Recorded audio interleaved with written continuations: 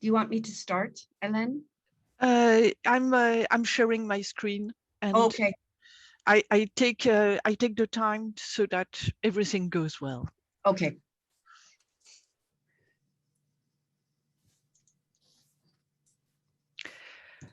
Donc, il est 9 heures, nous sommes le 15 mai et j'ai le plaisir d'ouvrir notre dernière session de cette petite île. La session qui est celle où nous écouterons Anna Julia Gramenzi de l'Université de Bologne nous parler de Inventing the Female Anatomy in the 16th Century. As you know, before we start, Comme vous savez, avant de commencer, je voudrais vous remercier Ginette qui s'occupe du Zoom, et Emmanuel également qui fait la traduction. for their presence and their support. Merci de leur présence, de leur soutien.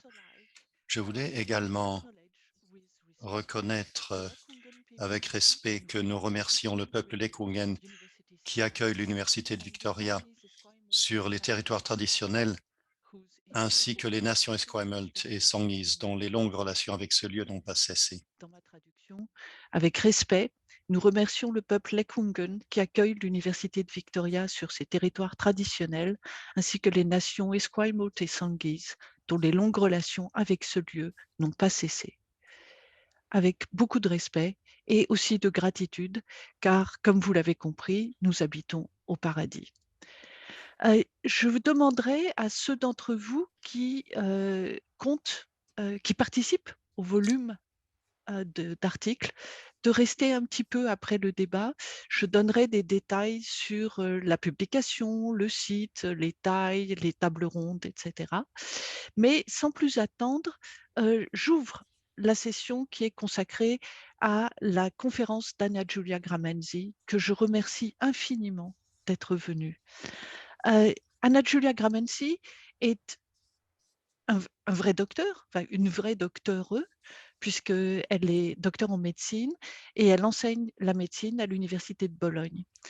Elle est aussi historienne de la médecine et je l'ai rencontrée car elle a publié et traduit les textes de Giovanni Marinello, ce médecin merveilleux du XVIe siècle italien, dont la fille Lucrezia Marinella est l'auteur d'un traité sur la noblesse et l'excellence des femmes. Comme vous vous rappelez, le médecin français Charles Étienne a une fille, Nicole Étienne, qui est aussi une écrivaine féministe. Et le gendre de Charles Étienne et le mari de Nicole Étienne traduit Marinello. Donc, d'une certaine façon, je suis la commère d'Anna Giulia Gramenzi via Giovanni Marinello et Charles Étienne. Et Anna Giulia, je te remercie immensément d'être là. Tu seras bien mieux présentée par Annalie Lepp, qui est la doyenne bien aimée pour l'instant et que nous voulons pour toujours de la faculté des humanités à l'Université de Victoria. Annalie Lepp a longtemps été la directrice du département de Women's Studies à la faculté des humanités, puis celle du département de Gender Studies lorsque Women's Studies est devenu Gender Studies. Je suis extrêmement reconnaissante à Annalie qu'elle prenne un samedi matin pour être avec nous. C'est le moment où les profs de l'Université de Victoria croyaient qu'ils seraient en vacances, mais ils ne le sont pas. Ils doivent répondre à des sondages, participer à des réunions. Et en fait, c'est un moment très occupé et je l'en suis d'autant plus reconnaissante. Annalie. Thank you so much, Hélène. Oui, merci beaucoup, Hélène. Alors, vous venez de me présenter. J'ai donc travaillé dans les humanités et dans le département des études féminines. Je voulais aussi reconnaître les territoires ancestraux du peuple Lekwungen et de Songhees et Esquimalt et Saanich qui continuent à avoir des relations profondes avec ces terres. Et je crois que cette reconnaissance des territoires est très importante. En effet, cela peut situer les choses de la colonisation ainsi que le besoin urgent de poursuivre les projets d'antiracisme, d'anticolonisation et de vérité et réconciliation à l'université et au-delà de tout cela.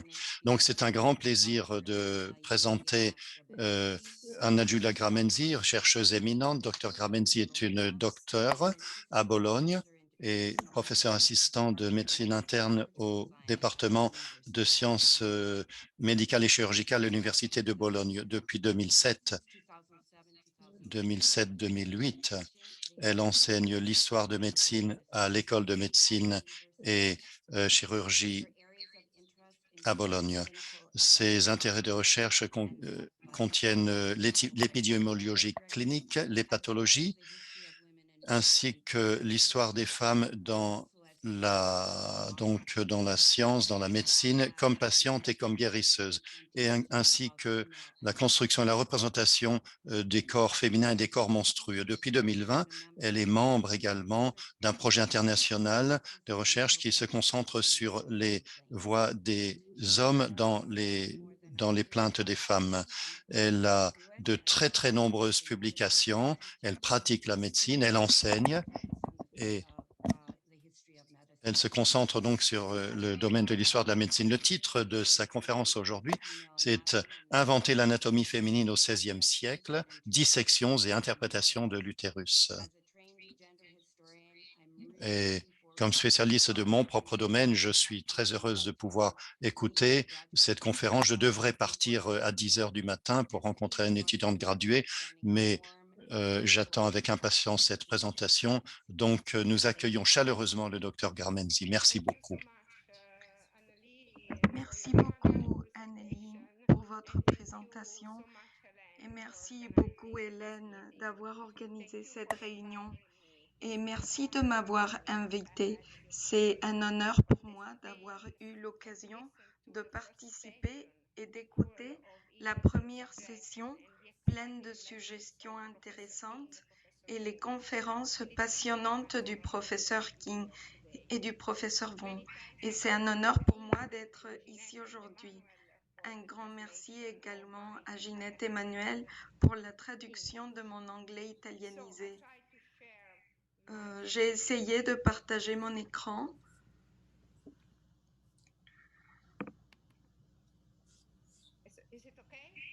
Est-ce que ça va? D'accord. Alors, Hélène, je ne t'entends pas. Thank you very much for being there, Anna Giulia. Thank you, Annalie. I remind everyone that by clicking Je vous rappelle à tous qu'il faut cliquer sur le bouton d'interprétation qui se trouve en bas de votre écran pour écouter Anna Giulia avec la voix de Emmanuel ou de Ginette.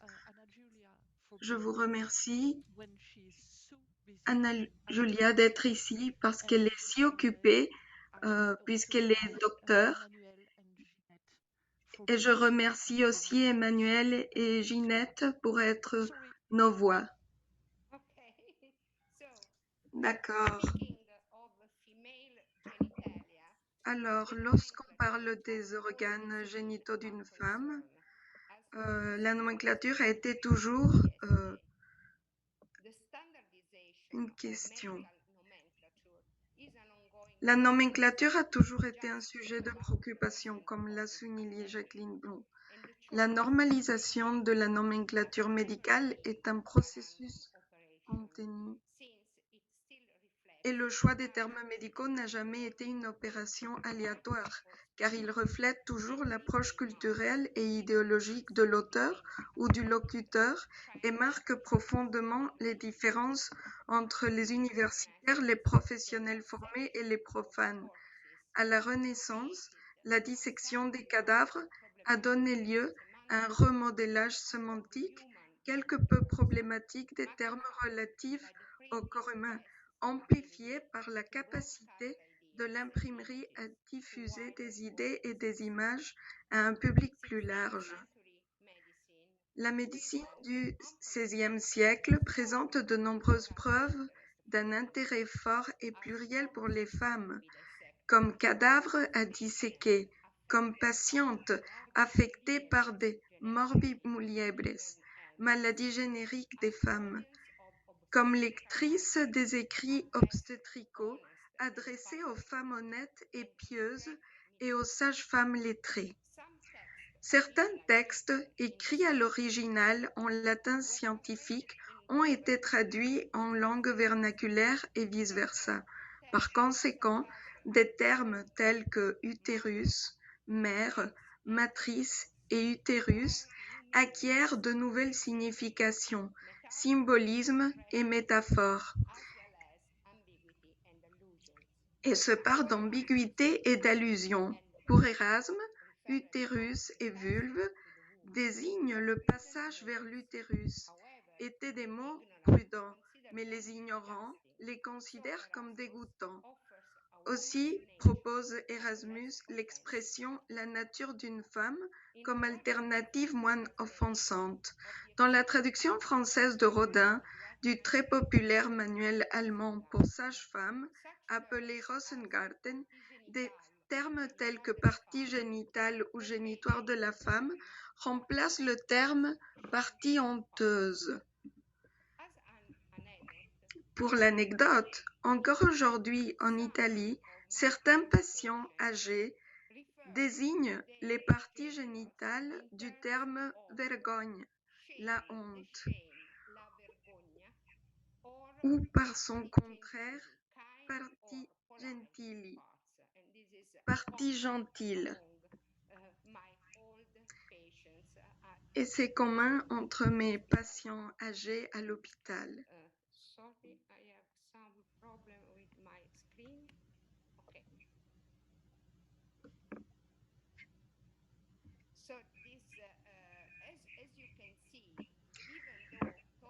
Vous pouvez voir que même si Thomas Reynolds, le mot mère, matrice, sont souvent interchangeables, tandis que matrice et utérus étaient conventionnellement utilisés dans les livres académiques pour isoler précisément les organes reproductifs féminins. Il est important de noter que ces organes ne sont pas exactement les mêmes que ceux que nous entendons aujourd'hui. En effet, la plupart des termes employés par les auteurs médicaux pour désigner l'utérus, ainsi que la vulve et le vagin, n'étaient pas comparables au terme morène. Quoi qu'il en soit, comme le suggère le mot matrice et mère,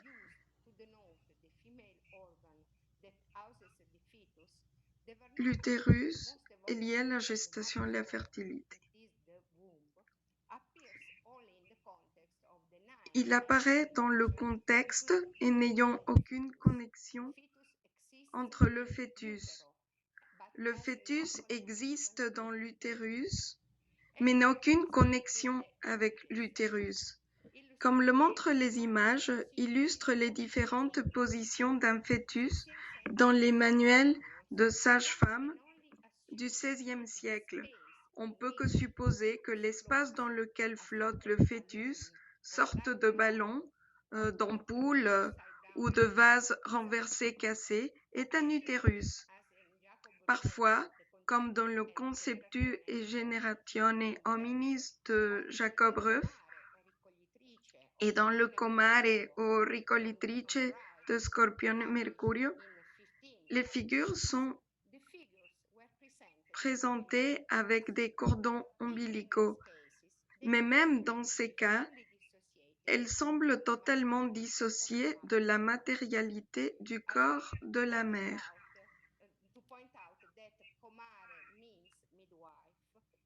Et comare signifie sage-femme.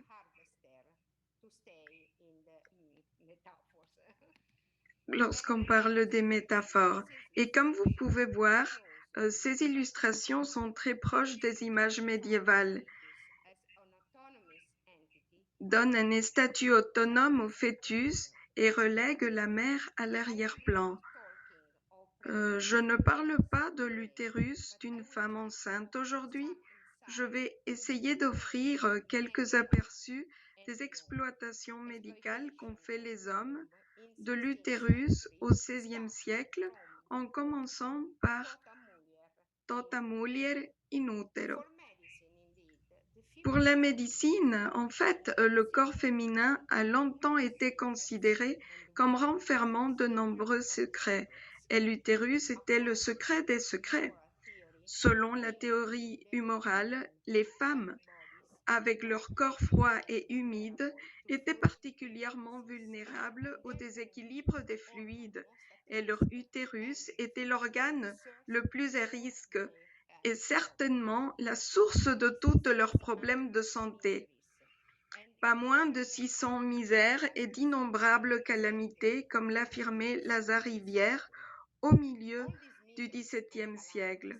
Toutes ces misères et calamités, ainsi que la curiosité et les fantaisies masculines, ont probablement motivé l'intérêt des médecins de la Renaissance, car ils étaient préoccupés par les patients et touchés de compassion pour leurs souffrances. Le barbier chirurgien obstétricien français du XVIe siècle, Ambroise Paré, qualifiait l'utérus d'Amarie, ce qui se traduit par chose remplie de chagrin. Ce n'est donc pas par hasard si les femmes sont sujettes à plus de maladies que les hommes, parce que je cite les mots du médecin et chimiste Edward Jordan, auteur du premier ouvrage anglais sur l'hystérie publié en 1603. Jordan a écrit ce livre après son témoignage au procès d'Elizabeth Jackson, accusée d'avoir ensorcelé Mary Glover en 1602. Jordan a tenté, sans succès, de faire valoir que Jackson n'était pas possédée par un pouvoir surnaturel, mais qu'elle était victime de son propre corps, puisqu'elle souffrait d'une maladie naturelle qu'il appelait passio hysterica ou suffocation de la mère. Et vous pouvez voir que le mot mère est utilisé ici de manière déroutante pour signifier matrice ou utérus. L'utérus n'avait pas de complexion fixe, c'était un organe peu fiable, périssable, ambivalent, indépendant et ultra-sensitif, un animal inférieur, difficile et irritable, nécessitant une attention, une surveillance et un contrôle constant. Pour Platon, c'était un animal dans l'animal, un monstre, un monde en soi, selon Simon Formand, médecin astrologue spécialisé dans la santé des femmes.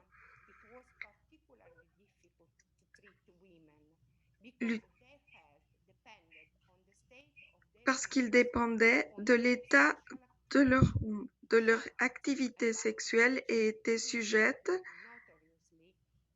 et les femmes étaient évidemment. C'est pas super surprenant que les utérus soient décrits avec des mots se rapprochant aux animaux.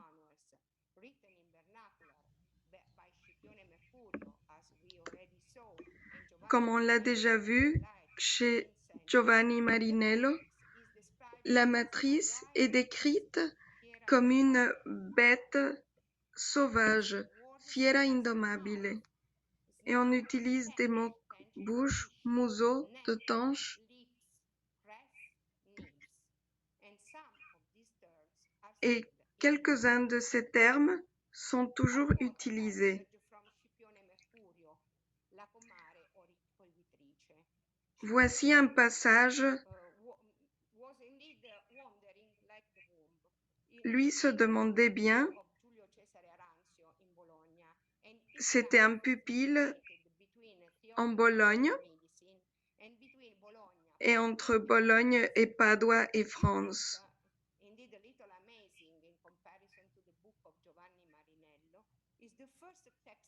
C'est le premier texte pour les sages-femmes italiennes.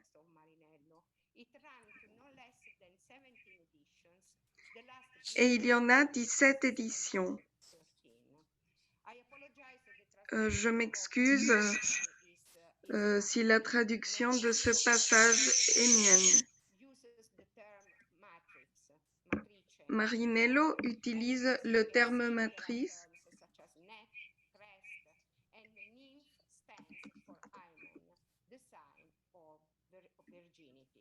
et les signes de virginité. Donc,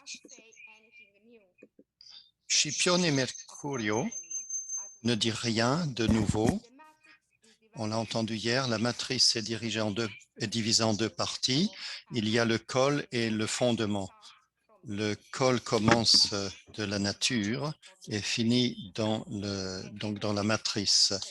Et l'utérus continue. La différence entre le fondement et le col, selon Scipione Mercurio, c'est que c'est fait d'une matière spongieuse. Et dans les hommes comme dans les femmes, il s'agit d'un continuum au cas d'appétit de Vénus, c'est-à-dire le désir sexuel. Le vagin et l'utérus, comme on le sait bien, étaient considérés comme un seul organe, un utérus avec col. Et dans la célèbre figure 27 de Vésale, ils sont également reliés aux organes génitaux externes. Ainsi, même si nous le voyons ainsi, il ne s'agit pas d'un vagin-pénis, comme nous avait dit le professeur King. Comme l'indique la légende clairement, il s'agit de l'utérus et de ses parties constitutives. Comme un être vivant ou une créature, l'utérus était censé être doté de puissantes facultés sensorielles, telles que l'odorat, la sensibilité à la chaleur et au froid, la gloutonnerie pour la semence mâle chaude et humide et une inquiétante capacité à se mouvoir également. Selon le médecin de Montpellier, André Dulaurence, l'utérus était un brasier caché sous la cendre chaude. En effet, à partir de la matrice se développent des fumées, des vents, des esprits, des vapeurs, comme on peut le voir dans la figure gravida, qui figure dans les plus anciennes illustrations anatomiques d'un livre imprimé. Je veux parler du Facilius Medicinae de Johannes Kettan, imprimé en 1494.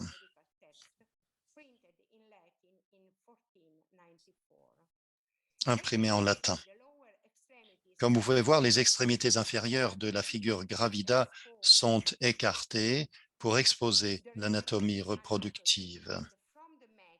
Et de la matrice sortent des lignes en forme d'éventail, cloisonnées par la légende, je cite, « fumée de la matrice ». Or, la fumigation, comme nous a dit Hélène tout à l'heure, qui consiste à placer un pesser à base de plantes au niveau du col de l'utérus, était l'un des remèdes les plus courants contre le mal de la matrice, ce que l'on appelait le mal de la matrice. Les pessers ou suppositoires avaient la forme d'une poire, d'une pomme, d'une grenade ou même d'un phallus et visaient à purger l'excès d'humeur en libérant des vapeurs d'herbe dans l'utérus. Cette figure de 1559 montre un praticien plaçant un pesser en forme de grenade à l'intérieur d'une femme souffrant d'un prolapsus utérin.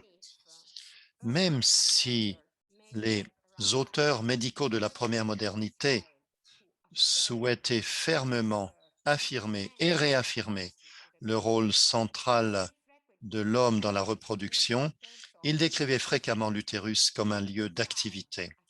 L'utérus désiré, l'utérus attiré, mélanger et mêler la semence, la nourrissant pour en faire un fœtus.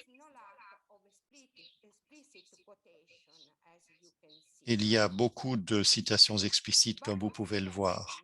Beaucoup de textes mentionnent que la nature de l'utérus donc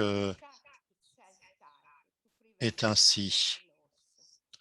L'utérus est capacité d'attirer la semence mâle parce qu'il est équipé d'une vilaine gueule de cochon, par exemple. Citation d'Étienne de la Rivière, pardon.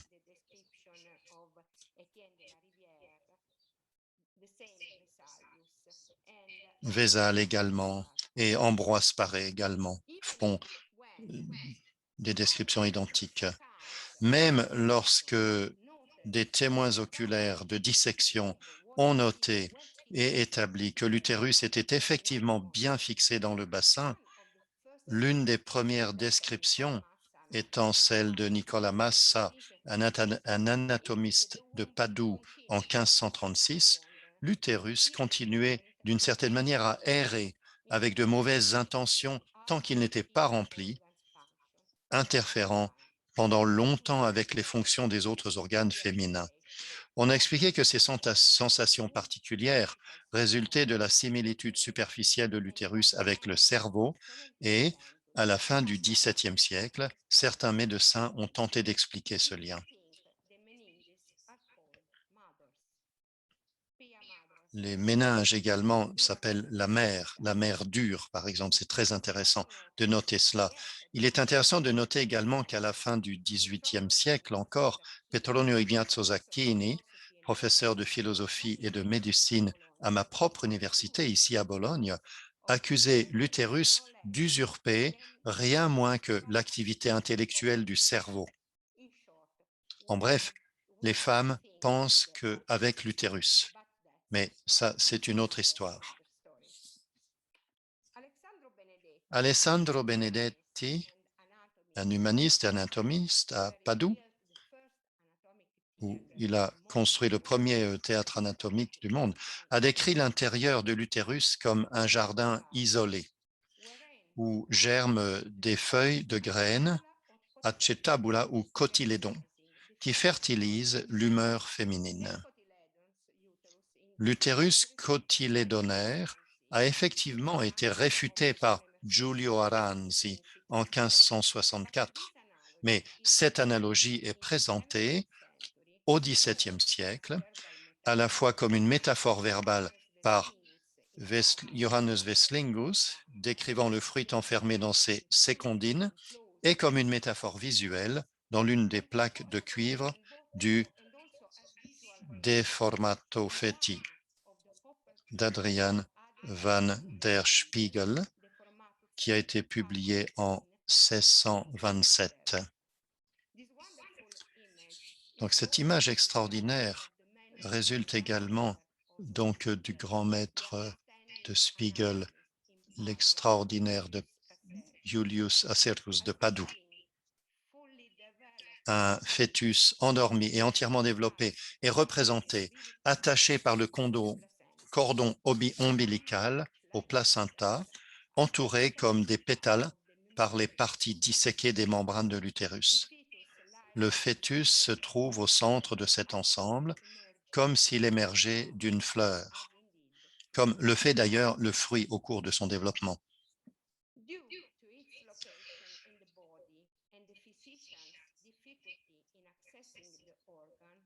Vu la difficulté d'accéder à cet organe, l'utérus était souvent un exemple exemplaire pour pratiquer la dissection. En effet, l'information ne pouvait pas être obtenue de sa structure par tout autre moyen. Il fallait une inspection directe. À la fin du XVe siècle, dans les théâtres d'anatomie, on met en scène le horridum spectaculum, selon la définition de l'anatomiste italien Alessandro Benedetti, 1512. Dès le début, la dissection de cadavres féminins a confirmé que l'utérus était considéré comme un symbole métonymique du corps de la femme, tota mulier in utero, comme le montre l'image intitulée « De la femme » tirée du Fasciculus Medicinae. On voit donc les positions de l'utérus. Dans le fasciculus medicinae, il y a des figures masculines également, mais elles sont essentiellement utilisées pour montrer les parties extérieures du corps. Non seulement par métonymie, mais dans de nombreux textes anatomiques du début de l'ère moderne, les représentations du corps féminin avaient pour seule fonction d'illustrer le système reproductif. Tous les autres aspects de la corporalité étaient représentés à travers le corps masculin normatif. Et dans ce système reproductif, l'utérus vagin occupe une position exceptionnellement importante aux dépens des autres viscères pelviens féminins. La question est de savoir ce que les anatomistes ont observé. Que voulaient-ils voir? Ou même, qu'ont-ils touché? Puisque, je cite, dans ce cas, la vision et le toucher étaient en fait indispensables, fin de citation, comme l'écrivait Berengario da Capri en 1521. Au seuil de la première modernité, des hypothèses importantes concernant l'anatomie et la physiologie féminine influençaient encore les observations, les conférences et les textes de nombreux hommes de médecine. Selon l'héritage de Galien, la localisation interne des organes génitaux de la femme s'explique par un arrêt du développement. Les organes génitaux entièrement concoctés, la vraie forme des organes génitaux, sont bien sûr le pénis et les testicules. La femme s'est, pour ainsi dire, arrêtée en cours de cuisson. Elle n'est pas finie. Une autre idée, c'était que l'utérus avait deux parties en fait. Il y avait deux cavités symétriques, la droite et la gauche, comme dans le cas de certains animaux, effectivement. Et donc, il y a deux parties et 7 cellules, 3 à droite, 3 à gauche et une au milieu. Et l'embryon masculin se développe à droite et l'embryon féminin se développe à gauche. En conséquence, l'utérus avait deux cornes. La biomédecine moderne traite l'utérus bicorne comme une condition médicale rare et grave. Cependant, bien qu'ils aient reconnu une seule cavité dans la matrice, un assez grand nombre d'anatomistes de la Renaissance insistaient encore sur sa bipartition.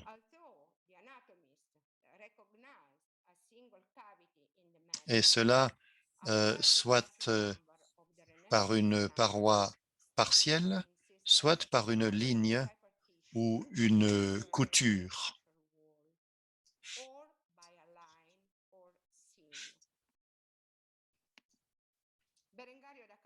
Berengario da Carpi, Jacopo Garibazzi, a été le premier à affirmer clairement que le fond de l'utérus est consisté d'une seule cavité. Son anatomie des organes génitaux est tout à fait claire à cet égard, même s'il conserve toujours le vagin comme une continuation de l'utérus. Dans son texte, Berengario affirme sans équivoque sa conviction que l'utérus possède une seule chambre. Est purum mendacium dicere. C'est un pur mensonge que de dire que l'utérus a 7 cavités.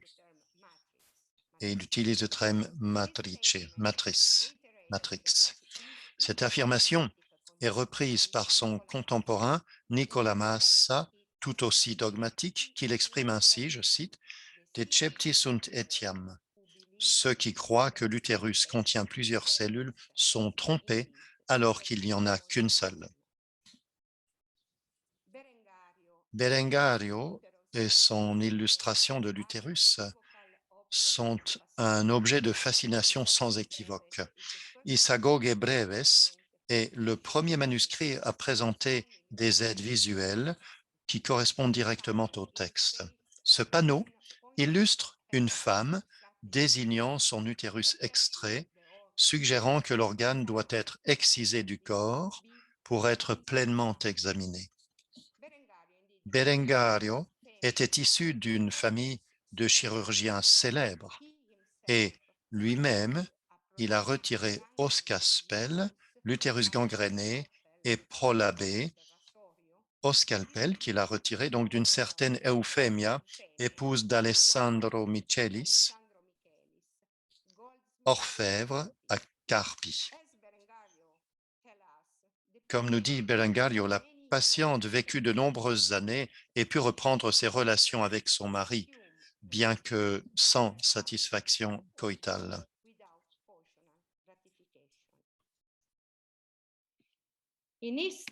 Dans son texte, Berengario décrit les organes de l'homme et de la femme comme étant respectivement complets et extérieurs, d'une part, et diminués et intérieurs pour les femmes, avec le col de l'utérus qui est, je cite, comme un pénis. Dans les images extérieures de cette illustration, les testicules de la femme sont visibles. On les voit ici les testicules féminins. Mais l'image centrale est intitulée Matrix inversa, l'utérus inversé. Les testicules de la femme ne sont plus visibles ici parce que, à la suite de Galien, Berengario imagine l'utérus retourné pour qu'ils y rentrent, à la manière des testicules masculins retenus dans le scrotum. Je cite, donc cette dissection de Berengario fait ces révélations. La femme disséquée de Berengario se dévoile au sommet d'une pile de livres, soulignant la production de connaissances pour le lecteur.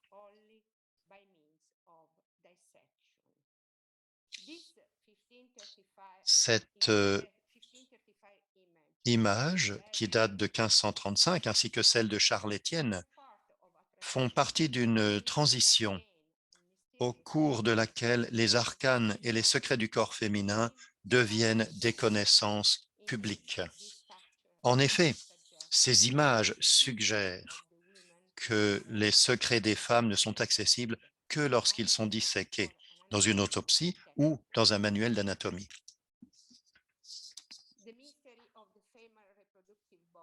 Le fameux mystère reproductif du corps féminin est enfin dévoilé. La pénétration, la colonisation du regard masculin, donc, concerne cet utérus.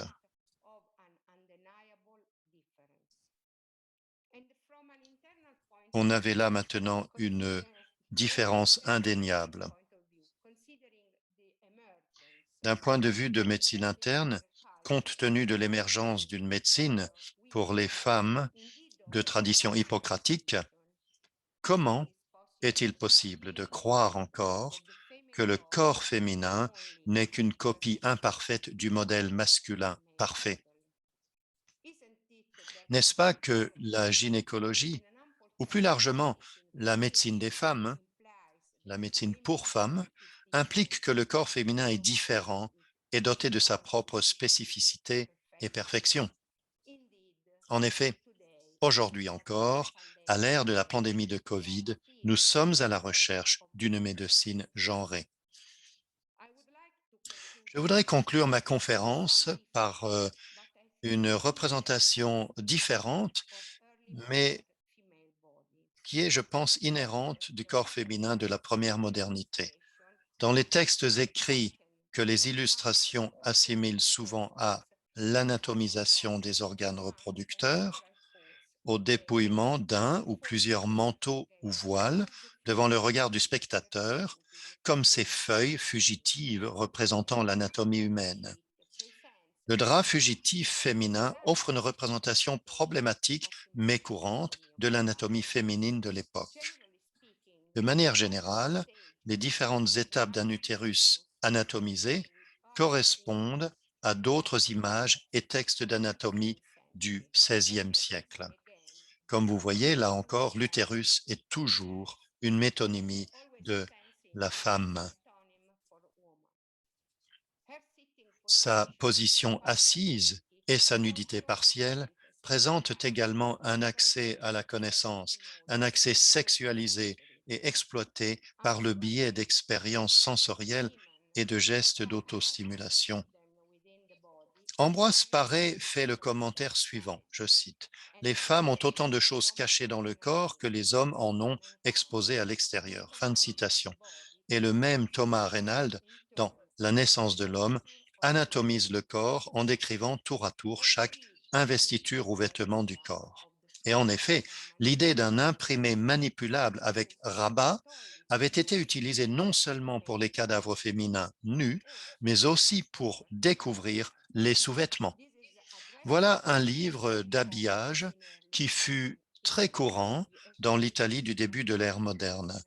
Et on voit une feuille à rabat, donc on voit ce qu'il y a à l'intérieur, donc ou en dessous, si vous voulez. Et enfin, ma dernière diapositive montre une feuille à rabat allemande de 1520 montrant une femme en train de filer. Ici, le rabat forme sa jupe et il peut être soulevé pour montrer un serpent qui se faufile et monte pour ressortir d'entre ses jambes. Merci beaucoup de votre attention.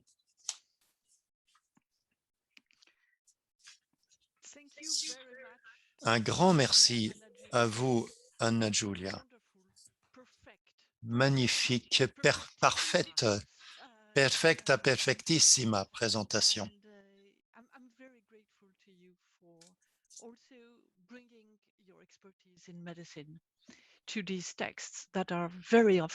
Je suis heureux que vous apportiez votre expertise.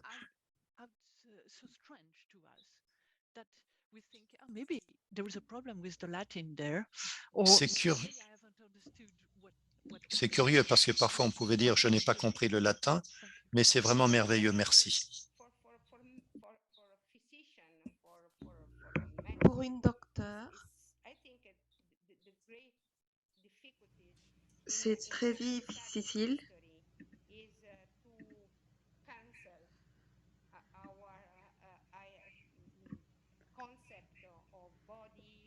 de ne pas voir un concept de médecine ou de physiologie, ce n'est pas très facile. Nous avons un concept très fort de la vue de l'anatomie et je viens d'une école très allopathique de médecine en Bologne et ce n'est pas facile de changer votre pensée. Je pense qu'Helen King nous a dit comment les femmes, comment notre sœur au XVe siècle, au XVIIe siècle, comment elles vivaient, comment leur corps vivait. Nous ne sommes pas capables de comprendre. Comme un docteur, je pense que c'est encore plus difficile parce que nous sommes remplis de savoir, de connaissances biomédicales et nous pensons que parfois cette connaissance est la meilleure qu'on puisse avoir. Et je pense aussi que nous avons défini les genres comme une catégorie de construction. Et alors, quand on n'est pas médecin, c'est difficile pour nous parce qu'on pense, alors, il y a un sexe, mais ce sexe est déjà défini comme un genre. Il est invisible, il ne bouge pas dans le public, mais à l'intérieur. Il y a une sorte d'inversion. Et je te remercie d'avoir commenté Berengario. Elle est le logo de Perfecta. le pied de cette femme dans les livres d'anatomie et de médecine. Helen King, s'il te plaît. Merci beaucoup Anna Julia, c'est fascinant, surtout lorsque tu parles de tes patients, pour dire comment ils parlaient de leur propre corps, des parties honteuses. Lorsque je vois les textes grecs anciens, et on parle des parties honteuses, et je pense aussi que la honte peut être perçue comme de la modestie, mais c'est difficile de savoir ce que l'on dit maintenant et avant, parce que la honte n'est pas nécessairement quelque chose de... c'est privé et on ne veut pas le montrer. Vers la fin, tu utilises une image d'une femme qui est assise avec les jambes écartées. J'ai toujours pensé que c'est une image assez pornographique et je pense que les textes de cette période réutilisent des images pornographiques et superposent l'utérus. Et je pense qu'il y a toujours un lien avec la pornographie. J'ai regardé 3 conférences dans les derniers 3 jours et hier, il y avait un document très intéressant et il y avait des images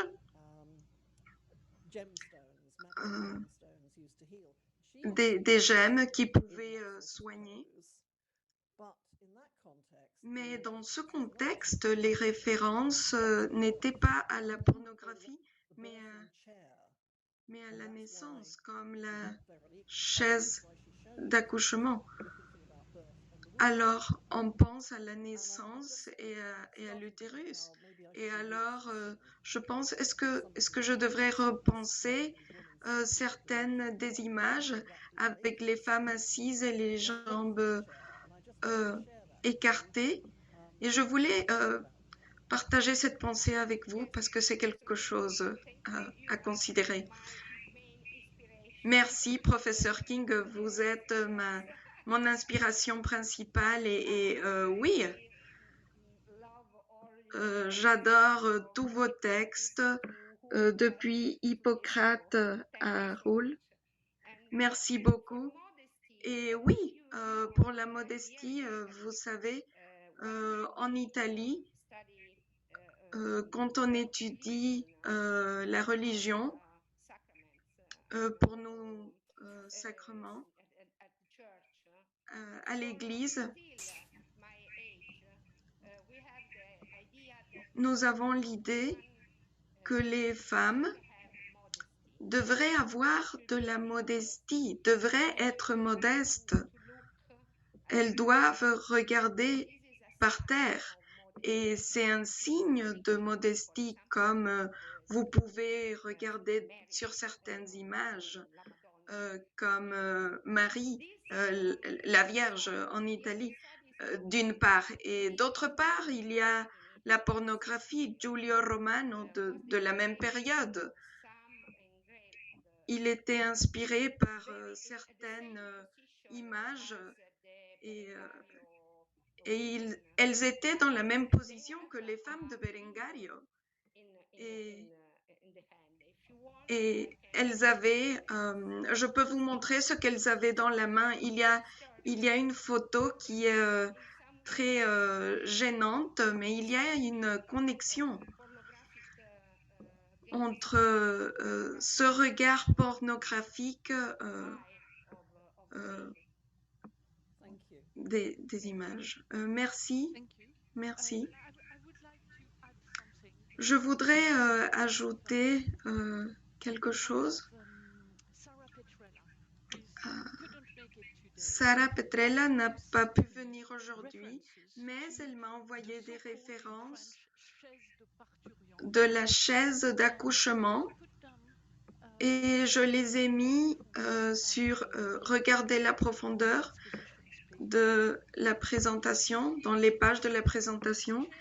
Et vous pouvez voir que ces chaises qui n'ont pas vraiment un siège sont conçues pour l'accouchement en France. Et c'est l'allusion. Et ensuite, les femmes d'Étienne qui montrent leurs organes génitaux et qui sont assises sur des chaises, et il y a des commentaires d'Étienne. Ne pensez pas que c'est déshonnête, que c'est de la pornographie, mais c'est très intéressant parce que si vous dites ce n'est pas de la pornographie, alors c'est-à-dire que c'est de la pornographie. C'est de la pornographie très violente, très souvent. C'est intéressant, hein. Je voulais tout simplement dire que Sarah Petrella travaille à ce sujet.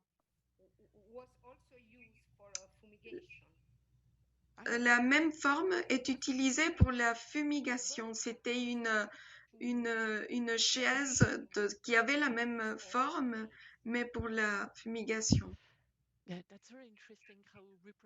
C'est très intéressant comment la reproduction autorise ces images. Sarah est ici. Alors d'abord Isabelle et après Sarah. Je suis désolée de ne pas t'avoir vue. Isabelle? Oui, je voulais juste rebondir sur la notion de honte.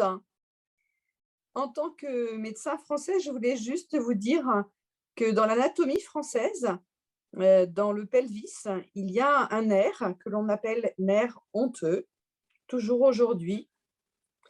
Et tout cela, on l'accepte. En tant qu'étudiant, ça nous a peut-être fait rire un peu. On ne s'est jamais rebellé en tant que femme étudiante française. Et je rebondis sur ce qui a été dit tout à l'heure. En effet, quand on est formaté en tant que médecin, qu'on nous a appris énormément de choses, ça n'est pas toujours facile de changer notre regard.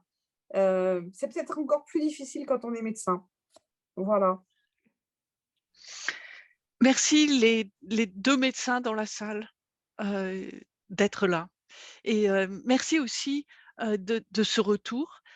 Kim Daly et Lenora Marcellus, qui sont professeurs dans la section nursing à l'Université de Victoria, parleront et écriront pour ce colloque de pathologizing perfecta, c'est-à-dire l'idée que la présentation qui a été faite pendant leurs études et qu'on fait aux femmes qui vont accoucher de leurs organes génitaux est que ces organes sont problématiques, que c'est ce qui va causer le problème pendant la naissance. Et Kim Daly parlera de la gêne des femmes qui ne sont plus des jeunes filles et qui sont autour de la ménopause à laisser voir leurs organes génitaux parce qu'elles ont l'impression qu'ils doivent être corrigés. Et donc, il y a dans le monde dans lequel je vis, autour de Victoria, des entreprises chirurgicales très lucratives pour corriger les lèvres des femmes après la ménopause, la labioplastie.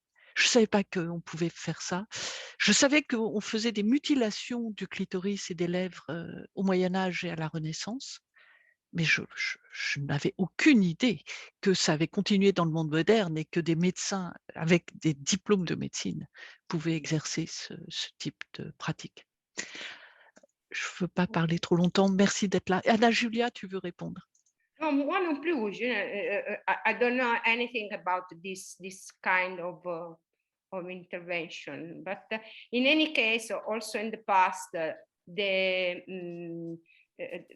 la Vetula, the old woman, and the Alors, oui, non, j'ai pas grand-chose à dire sur ça, mais dans le passé, donc on en parlait en Italie. C'est un autre sujet, la médecine des femmes, ainsi que l'odeur attachée aux organes sexuels des femmes, ou bien le fait que la femme serait une sorcière. à cause de la sexualité ou de son sexe, plus Ces exactement. faits de violence que nous rappelle Patricia, des mutilations pour Oui, oui, enlever ce qui oui, serait oui, en trop chez les femmes et oui, oui, oui. ce qui serait non contrôlé. Sarah, Voilà. Merci Hélène.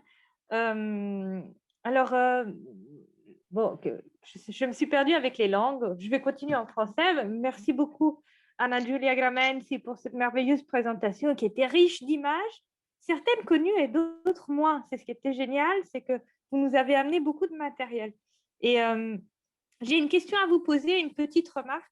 Donc, sur la pornographie, c'est très exact, hein. Il y a des excellents articles qui ont été écrits. Et Hélène, d'ailleurs, aussi a écrit avec Cardina un bel article sur les reprises de Giulio Romano chez Dacarpi, mais aussi chez Charles Estienne. Mais je voulais juste préciser un peu, parce que quand on utilise le mot pornographie, on pense aujourd'hui à la pornographie, alors que là, il s'agit d'images mythologiques. Et c'est important parce que sinon, on impose aux images anciennes une dichotomie entre, comme on a dit beaucoup au 19e, la sainte et la putain, qui, à mon avis, n'existe pas dans l'iconographie moderne, au moins anatomique. On ne pourrait même pas parler, je pense, de pornographie dans le cas de Giulio Romano. C'est de la mythologie, c'est-à-dire c'était un genre, même iconographique, qui autorisait la licence, mais qui était parfaitement accepté. Et je ne pense pas qu'il faille y voir une opposition. Mais bon, ça, ce n'était pas ma question. Ma question, c'était pour les métaphores, parce que vous nous avez montré cette très belle gravure de Spiegel, et vous avez parlé des métaphores du jardin, pour parler de l'utérus. Et c'est très égoïste comme question, mais j'étudie, pour ma conférence, je vais travailler sur les métaphores visuelles du jardin. Alors, je voulais, si vous avez d'autres pistes dans les textes de comparaison entre l'utérus et le jardin, ou les végétaux en général. Johannes Veslingus, I will send you something. Ah oui, C'est thank Johannes you. Vesely. Je vous enverrai quelque chose. Yeah, I'll be glad. Oui, il était botaniste, docteur en C'est un médecine également, docteur à et en Padoue. botanique à Padoue. Et si vous voulez, nous Si vous pouvons voulez, je peux partager partager ces images. son iconographie. Et Oh, yes. alors, il n'y a pas vraiment d'images, Surtout mais des images, en textes, et fait. c'est Oui. intéressant. Ça vous intéressera. Thank you so much. Merci beaucoup. C'est très Et intéressant oui, ce le lien lien entre la pornographie et le monde médecine. médical est très intéressant. Par exemple, à Venise, qui était c'était une terre très spéciale pour l'Italie, parce qu'à Venise, effectivement, le sexe, la sexualité était vraiment libre de l'opposition de l'Église. l'Église. Donc, Alors, il y a c'est une culture où on peut vers laquelle on peut se approfondir tourner ce pour en apprendre sujet plus. et la médecine. Et D'une certaine Marinello, en façon, quelque sorte, Marinello et sa fille a dans se cette retrouve aussi atmosphère. relève de la même atmosphère, en fait. Merci Anna Giulia. Oui, c'est une question fascinante. Aussi parce que ça reprend aussi la figuration du corps de la femme comme un champ qu'on ensemence chez Aristote. Mais je ne veux pas parler trop longtemps. Patricia Carafi avait levé la main et elle a une question. Voilà. Oui, je suis là. Merci d'abord. Merci Hélène de cette magnifique série de conférences. J'ai raté les premières à cause de la didactique infernale, mais je pense récupérer. Et merci Anna Giulia, je te connais depuis longtemps et je connais tes recherches, mais là vraiment, tu nous as vraiment offert une conférence magnifique. Il y a une chose qui m'a beaucoup impressionnée, D'abord, là, l'image sur la femme jardin, sur l'utérus jardin, et puis l'image de Ambroise Paré, où il y a l'utérus imaginé comme un animal qui est en fait un serpent. Et puis la dernière image du serpent que tu as montré, superbe. Alors je voulais donner une observation qui est peut-être un peu qui relie la modernité avec le Moyen-Âge. Parce que là, vous avez le jardin courtois, et dans le jardin courtois, le centre est une dame à côté d'un arbre, sous un arbre à côté de la fontaine. Et là, c'est toute la littérature du Moyen-Âge. Mais cette femme, parfois, est représentée comme une serpente. Mélusine, par exemple, qui est maudite comme une serpente au féminin. Et puis, vous avez le corps féminin qui en soi-même c'est pas de la pornographie, c'est la pensée du Moyen-Âge des théologues et des moralistes qui affirment que la femme, en tant que femme, est une serpente. Donc, c'est le speculum, la représentation, si vous allez voir la représentation d'Ève dans le jardin, dans plusieurs miniatures ou peintures jusqu'au XVe siècle, représente et Michel-Angelo, par exemple, la femme et les serpents qui ont le même visage. Les serpents ont le visage de femme, parfois habillés comme Ève ou avec la même coiffure ou les mêmes cheveux.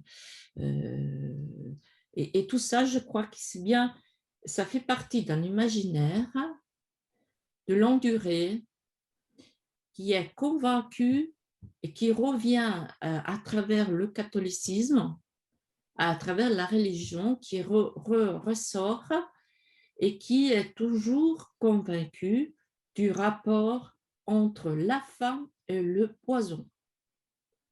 La femme et la luxure.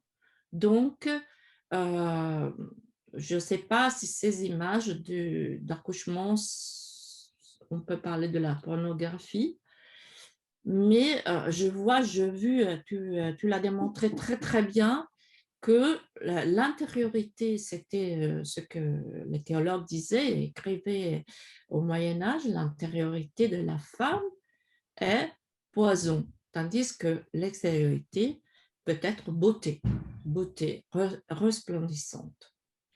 Voilà. Je ne sais pas, Anna Giulia, si tu es d'accord. Yes, I speak in English. I don't know. Oui, tout à fait. Je vais parler en anglais. parler en anglais. Je ne veux pas Mais mélanger les langues. Oui, on a nous avons déjà discuté discuté de ce point, mais je suis tout à fait d'accord avec vous. Juste pour souligner que cette image d'Ambroise Paré n'est pas un utérus. En fait, c'est comme un ver ou une espèce de serpent à l'intérieur. Et sur l'image des donc, femmes. on voit ça dans l'image d'une femme. Parfois, dans l'utérus, il y a on voit des choses. Il y a des choses et cette chose on peut l'interpréter comme un ver, par exemple, un ver. Mais je crois qu'il s'agit de deux choses différentes. Il y a deux choses différentes. Tout d'abord, le rapport entre la femme et le poison, le serpent, la luxure. Et je suis tout à fait d'accord dans beaucoup de contextes, dans les images anatomiques, les descriptions anatomiques. c'est quelque chose qui revient souvent, plusieurs fois. Très souvent. Alors, en fait, quelque chose est en train de quelque changer. chose qui change dans tel ou Dans tel certains domaine domaines de de la la médecine. surtout si l'on fait Et une on peut distinction entre distinguer l'anatomie, entre l'anatomie, la les description de l'anatomie, descriptions donc, de et l'anatomie et les soins l'attention pour les aux femmes. femmes. Les Et les docteurs, par docteurs exemple, comme tels que Marinello, Marinello sont sont émus. vraiment émus par, Ils considèrent ou les mus plus femmes exactement, comme par étant le désir différentes profond et véritable et d'aider et de pas comme guérir les une femmes. créature de luxe. Je ne sais pas si j'ai répondu. Je ne sais pas si j'ai bien répondu, Patricia. Merci. Et merci, Patricia, de cette question qui rappelle comment la beauté de la femme se paie par la laideur qu'elle cache. Hein. Donc, cette beauté est toujours trompeuse. Elle est la porte de l'enfer. Merci aussi de ta présence, Patricia, puisqu'à travers Patricia Carafi, c'est Christine de Pisan qui est avec nous. Et nous avons eu donc les 3 conférences comme les 3 allégories qui guident l'édification de la Cité des Dames, donc Hélène King, Jacqueline Vrons et Anna Giulia Gramenzi, comme raison, droiture et justice. Parfait. Victoria von Hoffmann. Oui, merci beaucoup. Thank you so much for a very rich talk. I have a question. Merci pour votre J'ai belle juste une présentation. question J'ai qui une n'est pas question nécessairement qui liée n'est pas étrangère à la à ce première remarque de que Patricia à Patricia propos dit de que Woman in la femme Anima. est un J'étais animal, mais fasciné j'ai par adoré quand vous l'utérus avez dit que décrit comme l'utérus est un organe organe actif, quelque chose de qui puissant, bouge, qui a des qui a des facultés. Vous parlez de capacités complexion. sensorielles et que Je sais que chaque organe a sa organe complexion est et on peut y différent voir des par raisons différentes différentes, mais raisons l'idée qu'il y a un organe et qui a sa propre qu'il a des sensibilité, sensitivités. Est-ce que ceci et est que décrit cela de façon le décrit d'une passive ou manière bien comme active un et non plus passive, je trouve ça organe fascinant. Et qui n'est je me pas demande si vous pouvez passive? Est-ce confirmer qu'on peut que penser l'utérus est le que seul seulement organe ainsi l'utérus décrit, est ou est-ce décrit qu'on comme un trouve la même organe chose, par exemple, pour le qui cœur ou fait le cerveau? ça, ou il y a d'autres organes? Oui, Je pense que depuis le début, je crois le que début, c'est l'utérus seulement était le seul l'utérus organe qui qui a bénéficiait de cette cette caractéristique description particulière très de bouger, particulière. Il de peut se bouger, déplacer il peut circuler, et et même même quand on le quand il est fixe, fixe, l'utérus doit se l'utérus promener bouge dans le à corps. travers le corps. Vous savez, l'hystérie, c'est une Hystéria est pathologie une pathologie, et un il y a des signe signes cliniques. pathologique de cet C'est le signe utérus qui se clinique. déplace. Je savais que l'utérus se Je promenait, sais qu'il bougeait bouge, en mais tout je ne cas, savais pas qu'il pouvait mais je ne sentir, sais pas qu'il qu'on le était décrivait actif. comme quelque chose d'actif Oui, en et de effet, sensible. Tout à fait. cette étude On a a fait des été études faite au pendant XVIIe le et XVIIIe 18e siècle siècle, et lorsque la sur le magnétisme, la sensibilité, tout cela le est entré dans la magnétisme médecine à cette époque. Et était maintenant, présent dans la grâce au médecine. progrès scientifique, on peut, je ne sais pas comment le dire Alors, en anglais, je mais ne sais pas on a comment parlé traduire en de anglais mesmer. Vous savez, le mesmérisme, c'est-à-dire la cette qualité transmission de pouvoir quasi s'attirer les électrique uns de aux sensations. autres. Il y Cette a une attraction attraction aussi, entre les entre les corps. corps. Et dans cette Et période, il y avait donc, une une forte connexion connexion très également avec le forte cerveau entre avait le été faite à cerveau cette et époque et il y l'utérus. avait une Et il y théorie avait une qui théorie disait que qui les disait que les deux organes étaient faits de de la la même même matière et et avaient qu'ils donc la avaient même la même sensibilité. sensibilité de laquelle tu parles. Et ça, c'est C'est très extrêmement intéressant, intéressant. Vous cette savez, étude. on blague, mais on dit qu'on Et pense avec notre utérus. Mais l'utérus c'est est très intéressant. utilisé. Oui. Merci. Hélène, j'ai lu quelque Hélène, chose j'ai lu par quelque rapport chose aux à propos des fumigations. Et je fumigations. ne sais pas Et si je me souviens si Gwyneth c'est Paltrow, une Gwyneth actrice, Paltrow qui utilise des utilisait fumigations fumigation pour la beauté du vagin. pour son vagin. Est-ce que tu as Je ne sais pas lu si ça? vous avez lu ça. Je sais qu'elle vend une des ligne produits de de produits beauté de beauté avec donc for- un odeur de vagin. Oui, c'est cela. with her own. Tout à fait. C'est de l'aromathérapie, n'est-ce pas? J'ai écrit J'ai quelque lu chose à quelque propos chose par de rapport fumigation à ancienne Gwyneth Paltrow. de Je Gwyneth mettrai le Paltrow lien et sur je le mettrai, je chat pour posterai que ça tout le sur le monde chat. puisse le voir. Merci beaucoup.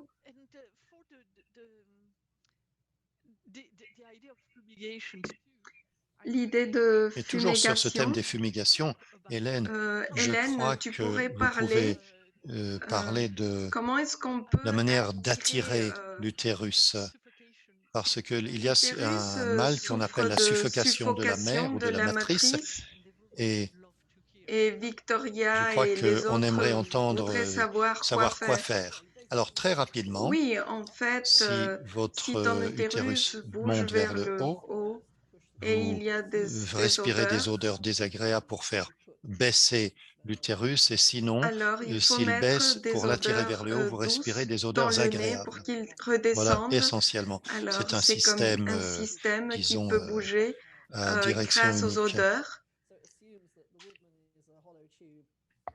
Alors c'est comme Donc, si la femme cela était veut dire un que c'est tube, comme un tube vidé. avec la bouche, le col, Alors le cou. il y a la partie du haut du Et corps et la partie du bas. donc, il y a eu C'est beaucoup très d'autres intéressant. exemples Il y a très des intéressants exemples dont je n'avais que l'on a jamais vus dans la écouté parler. littérature. Est-ce que Oui, c'est un résumé c'est- suffisant? Oui, il y avait des et il y a recettes qui des étaient recettes qui ont l'air extraordinaires avec du miel, de la cannelle, de la vanille, etc. Et il y a aussi les mauvaises odeurs pour faire repousser ou reculer ou redescendre l'utérus.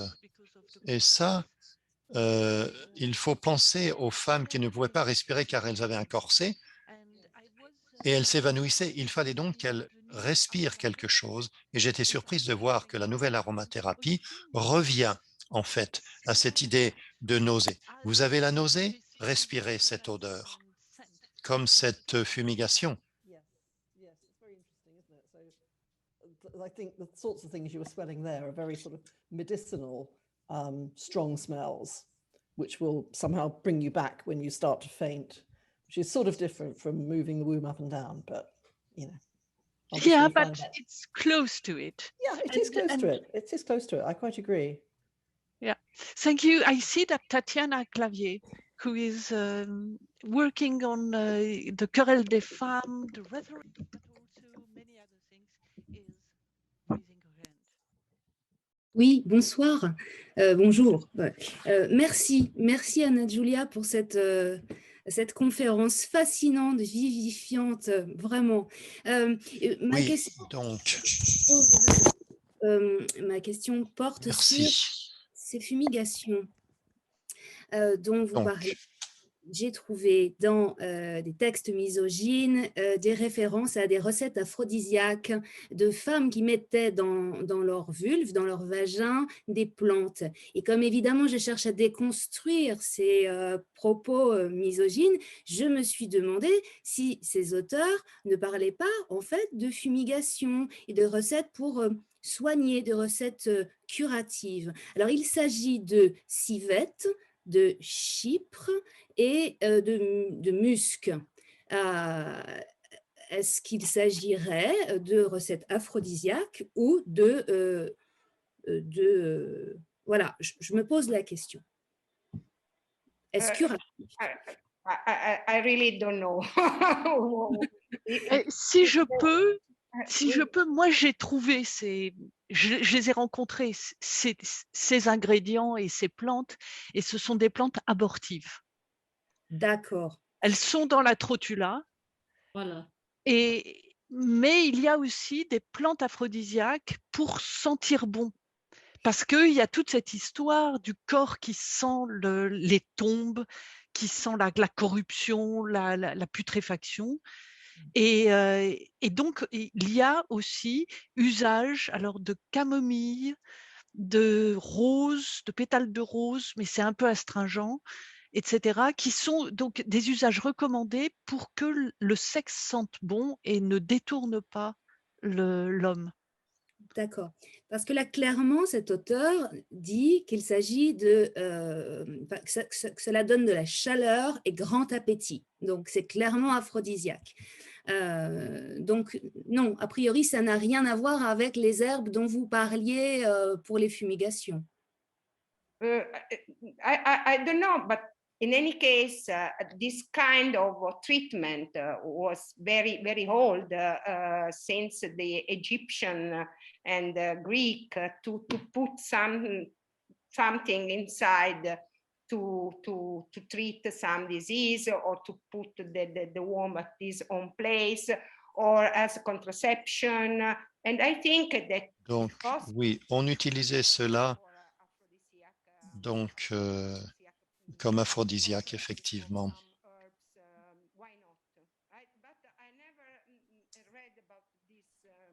Mais je n'ai jamais lu sur ces choses-là, non.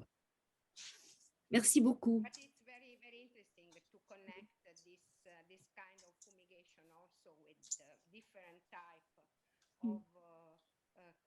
Donc, il y a différents types de soins.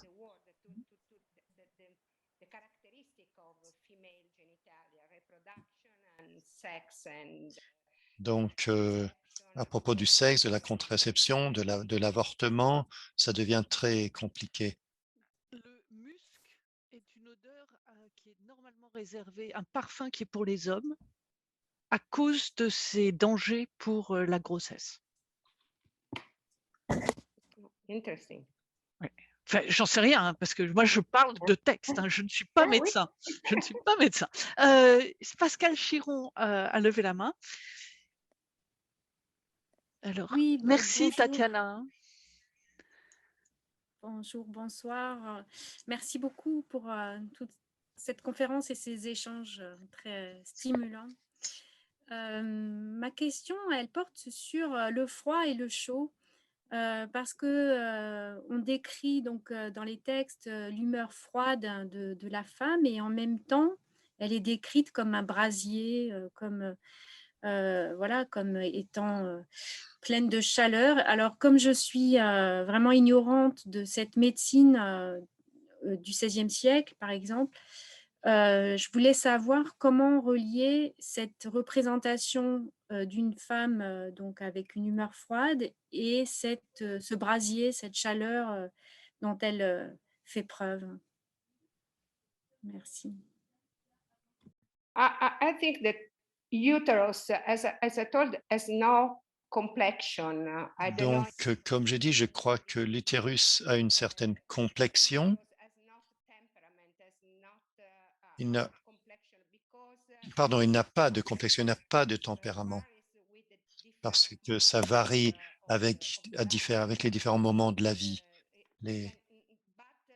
Mais pour les docteurs de la première modernité, une femme était froide, effectivement. Et ce brasier, cette chaleur, peut-être est reliée à cette capacité d'avoir des caractéristiques animalières. Je ne sais pas si le professeur King aurait des commentaires à faire à cet égard. Non, vous en connaissez bien plus sur ça, sur les questions de complexion que moi-même. Mais ce que je dirais, c'est que dans les textes anciens, la femme est froide, mais l'utérus peut être chaud. Voilà le paradoxe qui existe. Et en effet, pour pouvoir cuire le bébé, en quelque sorte, l'utérus doit être chaud. Il doit chauffer. Donc, je sais que ce n'est pas tout à fait cohérent, mais c'est un paradoxe et c'est ainsi qu'il est. Et la vie, c'est la chaleur. N'existerait plus et ne pourrait pas se reproduire. Isabelle, est-ce que tu as une autre question? Oui. Ah oui, pardon. Euh, Donc, je ne savais pas si la main était restée par erreur ou non. Pardon. un certain temps, puis j'ai compris. Et là, je l'ai relevé. Merci, Pascal, de cette belle question. Perfecta s'intéresse de très près à ce qu'on a appelé les paradoxes de la perfection avec Patricia Carafi et Mercedes Arriaga. Et nous réunissons un recueil sur ces paradoxes sur les femmes. Parce que c'est la manière de les définir, en fait, au XVIe siècle. Isabelle, je te passe Oui. la parole. Merci. À propos de chaleur, je me pose la question, sait-on comment ces hommes de l'Antiquité, puis après du XVIe siècle, mesuraient ou sur quels critères se basaient-ils pour ça dire qu'un organe ou un être humain était froid ou chaud? Puisque j'ai été frappée dans une des conférences précédentes d'entendre que les organes génitaux de l'homme étaient vus comme chauds et la femme était froide, alors qu'en fait, en pratique, les organes génitaux de l'homme sont à l'extérieur, comme on le sait. Les testicules sont dans les bourses. Je suis désolée, je suis très Non, mais terre à terre. c'est génial. Et pour que les testicules produisent des spermatozoïdes, ils ont besoin d'une température inférieure à 37 degrés. Je n'ai plus en tête la température exacte, mais je crois que c'est 35 degrés 5 ou quelque chose comme ça. Et d'ailleurs, on sait que les pantalons un peu serrés augmentent la température des bourses et altèrent la formation des spermatozoïdes chez nous au XXe siècle, au XXIe siècle. Bref, sur quels critères ces médecins anciens parlaient-ils de froid ou de chaud pour un organe, pour un être humain? You know, so this is the difficulty to understand the old medicine for me and you. We are doctors, and sometimes the philosophical, epistemological Donc, questions. parfois, c'est des questions épistémologiques difficiles. Vous et moi, nous sommes docteurs, mais j'étais étonné qu'au Moyen Âge et à la Renaissance, le régime alimentaire était fondé sur ces spécifications du froid et du chaud selon le corps médical. Et ce qui était fou, c'était les degrés dont on parlait, parce que les degrés de chaud, les degrés de froid, les degrés d'humidité, et cela menait à une complexité et à des centaines de degrés. Pour moi, c'était la folie complète. On ne pouvait plus suivre. Il faut vraiment un cours sur l'histoire et la philosophie pour pouvoir suivre ce qui se passe. Pour moi également, les testicules sont à l'extérieur, donc à cause du besoin donc des spermatozoïdes d'avoir une température plus basse. Mais je crois que le professeur King aura une réponse à cela. Oui, alors, d'accord, écoutez, non, personne ne mesure. C'est un modèle. Le chaud est bon, le froid est mal. L'homme est chaud, la femme est froide. Comme a dit Hélène, la chaleur, c'est la vie, le froid, c'est la mort. Pareil avec la nourriture. On dit il y a de la chaleur ou pas dans cette nourriture, mais en fait, ça ne veut pas dire qu'elle est épicée, ça veut dire qu'elle correspond à une vision. Donc, il ne faut pas chercher trop de raisons très précises, il ne faut pas trop chercher à comprendre. Oui, c'est quelque chose de récent, de mesurer, de quantifier tout, n'est-ce pas, avec tant de précision. C'est tout à fait contemporain. Mais je crois que cela aide d'être littéraire et de considérer ces textes comme de la littérature. Parce qu'en effet, ça marche. Ça veut dire que c'est un système plein de symboles, plein de dogmes. Et donc, il faut pénétrer ce système pour le comprendre. Les catégories font des représentations et ça marche vraiment très bien. Et lorsqu'on l'envisage de l'extérieur, on peut en voir le ridicule. Mais quand on est de l'intérieur, c'est d'une organisation remarquable. Effectivement, si on est un petit peu mélancolique, on aime lire des livres, ne portez pas du noir parce que ça va vous tirer vers le bas. Ou si vous avez faim, par exemple, vous êtes pauvre, et je ne plaisante pas en fait, c'est un traité de Marcello Ficino et de Dubois également, eh bien, donc, vous pouvez vous nourrir de l'odeur du poulet qui est en train de frire. Pourquoi dire que l'on a faim quand on peut aller humer ces belles odeurs au marché? Donc, dans la théorie, ça marche. On peut l'écrire, tout ça. Oui.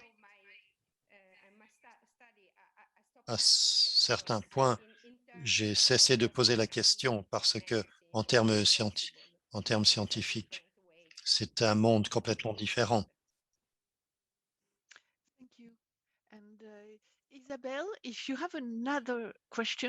Isabelle, Merci. si vous avez une autre question, vous devez lever la main.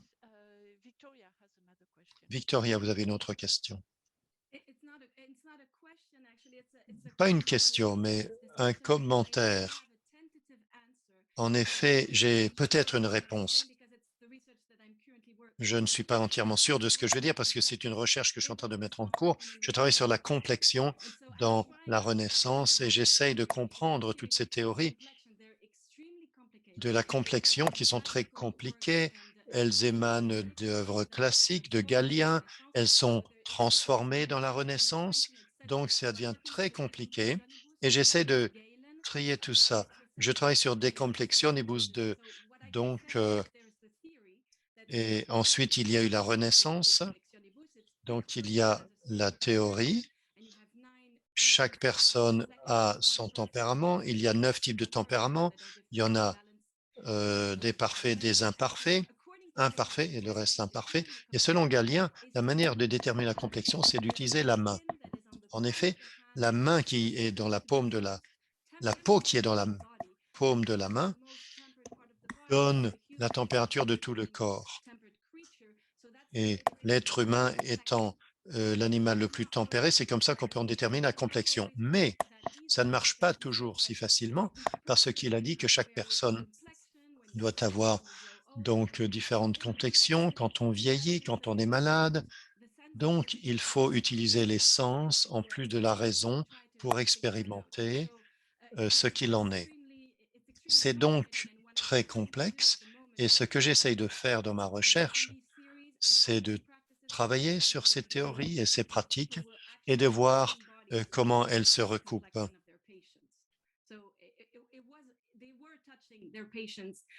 Et effectivement, oui, ils touchaient leurs patients pour déterminer la complexion. C'était une manière de faire un diagnostic. Avant, ils avaient des théories qu'ils apprenaient sur les bancs de l'école ou de l'université, mais c'est en touchant les gens qu'ils connaissaient la complexion. Merci. Est-ce qu'ils ne regardaient pas la couleur des urines et de l'œil et de la peau?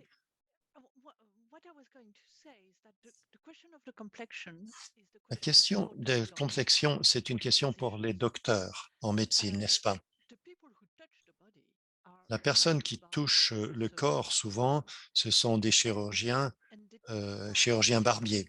Ils touchent certaines parties du corps. Et cela complexifie les choses encore plus.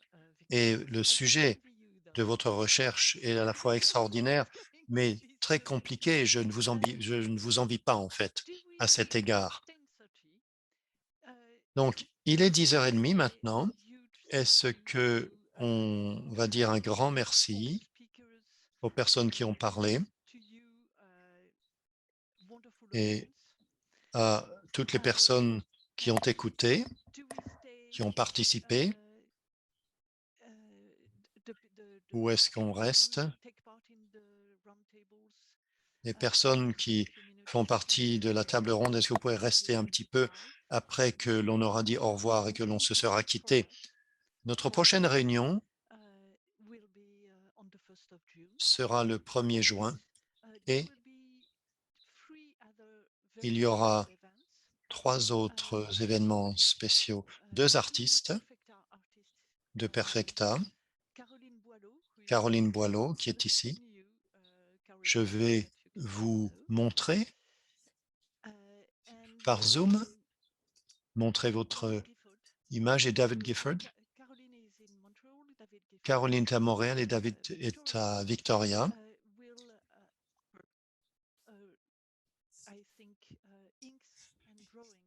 Donc, il y aura des dessins d'un côté et un spectacle, une installation. Et il y aura une dernière présentation donnée par Marina Bettaglio, qui est ma très chère collègue à l'Université de Victoria et qui parlera des représentations de l'anatomie sexuelle dans les bandes dessinées concernant les femmes.